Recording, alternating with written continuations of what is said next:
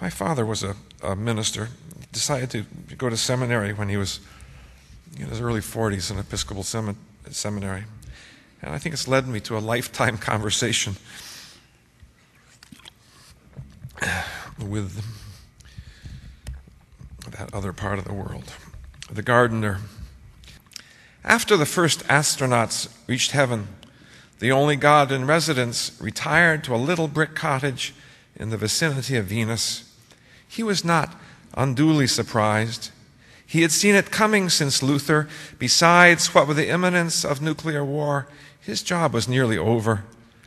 As soon as the fantastic had become a commonplace, bus tours were organized, and once or twice a day, the old fellow would be trotted out from his reading of Dante and asked to do a few tricks: lightning bolts, water sprouting from a rock, blood from a turnip. A few of the remaining cherubim would fly in figure eights and afterward sell apples from the famous orchard. In the evening, the retired god would sometimes receive a visit from his old friend, the devil. They would smoke their pipes before the fire. The devil would stroke his whiskers and cover his paws with his long, furry tail. The mistake, he was fond of saying, was to make them in your image instead of mine. Possibly, said the ex-deity, he hated arguing. The mistake, he had often thought, was to experiment with animal life in the first place when his particular talent was as a gardener.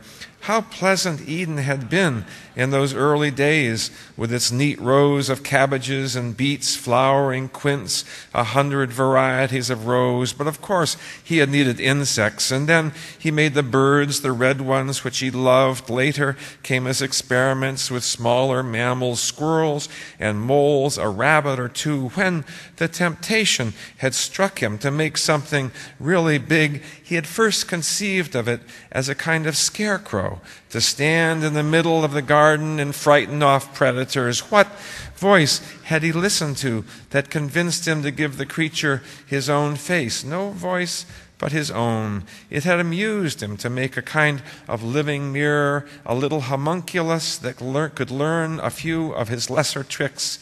And he had imagined sitting in the evening with his friend the devil, watching the small human creatures frolic in the grass. They would be like children, good-natured and always singing.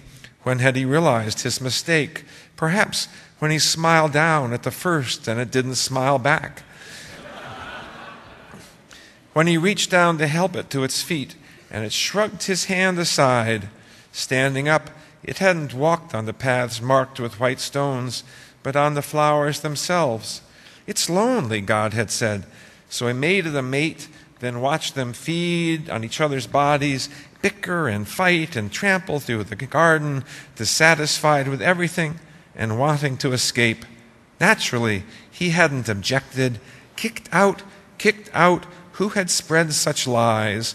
Shaking and banging the bars of the great gate, they had begged him for the chance to make it on their own.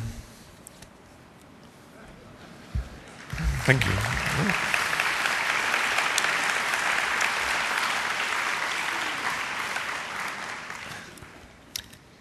Thank you. Thank you. This is called Tomatoes. A woman travels to Brazil for plastic surgery and a facelift. She is 60 and has the usual desire to stay pretty. Once she is healed, she takes her new face out on the streets of Rio. A young man with a gun wants her money. Bang, she's dead. The body is shipped back to New York. But in the morgue, there is a mix-up.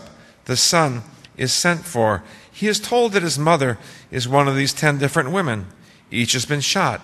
Such is modern life. He studies them all, but can't find her. With her new face, she has become a stranger. Maybe it's this one. Maybe it's that one. He looks at their breasts. Which ones nursed him? He presses their hands to his cheek. Which ones consoled him? He even tries climbing into their laps to see which feels most familiar, but the coroner stops him. Well, says the coroner, which is your mother? They all are, says the young man. Let me take them as a package. The coroner hesitates, then agrees. Actually, it solved a lot of problems. The young man has the 10 women shipped home, then cremates them all together. You've seen how some people have a little urn on the mantel. This man has a huge silver garbage can.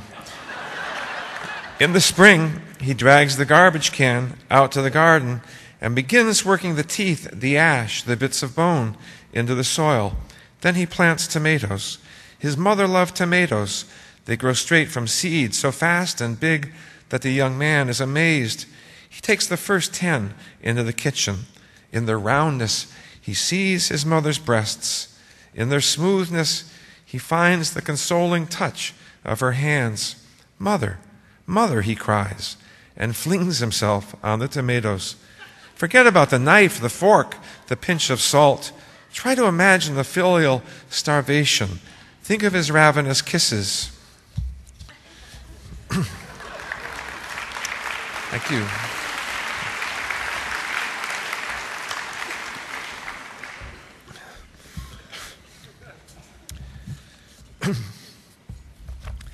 This is a fall poem, a kind of New England fall poem. And it's called How to Like It.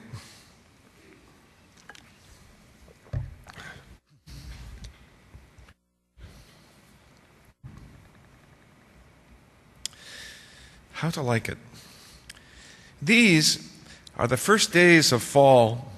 The wind at evening smells of roads still to be traveled, while the sound of leaves blowing across the lawns is like an unsettled feeling in the blood, the desire to get in the car and just keep driving. A man and a dog descend their front steps. The dog says, "Let's go downtown and get crazy drunk. Let's tip over all the trash cans we can find." This is how dogs deal with the prospect of change. But in his sense of the season, the man is struck by the oppressiveness of his past, how his memories, which were shifting and fluid, have grown more solid, until it seems he can see remembered faces caught up among the dark places in the trees. The dog says, "Let's pick up some girls and just rip off their clothes. Let's dig holes everywhere." Above his house, the man notices wisps of cloud crossing the face of the moon. Like in a movie, he says to himself, a movie about a person leaving on a journey. He looks down the street to the hills outside of town and finds the cut where the road heads north. He thinks of driving on that road and the dusty smell of the car heater, which hasn't been used since last winter. The dog says, "Let's go down to the diner and sniff people's legs. Let's stuff ourselves on burgers." In the man's mind, the road is empty and dark. Pine trees pressed down to the edge of the shoulder, where the eyes of animals fixed in his headlights shine like small cautions against the night. Sometimes a passing truck makes his whole car shake. The dog says, "Let's go to sleep. Let's lie down by the fire and put our tails over our noses."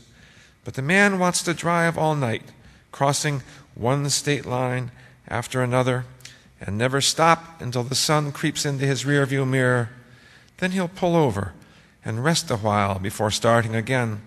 And at dusk, he'll crest a hill, and there, filling a valley, will be the lights of a city entirely new to him. But the dog says, "Let's just go back inside. Let's not do anything tonight." So they walk back up the sidewalk to the front steps. How is it possible to want so many things and still want nothing? The man wants to sleep and wants to hit his head again and again against a wall. Why is it all so difficult?